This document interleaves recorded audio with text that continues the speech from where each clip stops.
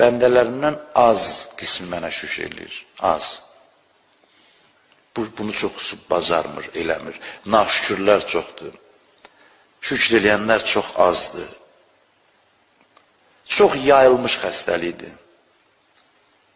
Təəssüflər olsun ki, bizim cəmiyyətimizdə artıq bir mədəniyyət halına çevrilir, mədəniyyətin bir ünsürü. Deyirsən, salam necəsən, şikayətlə başlayır ki, məsələn, alver yoxdur, filan şey filandır, filan şey filandır. Bu şəkildə ancaq tənqid üzərində, tənqid demək olmaz, naşükürlük. Bəzən bunu danışanda deyirlər ki, bu şükür əhval-ruhiyyəsi ictimai islahata mane olur. Yəni, insan deyir, otur şükür elə hər gün. Bu demək deyil, təbii ki, problemlərin həll olunması üçün insan çalışmalıdır, cəmiyyətdə olan nöqsanları tənqid etməlidir. Bunlar hamısı öz yerində. Naşükürlük əhval-ruhiyyədir.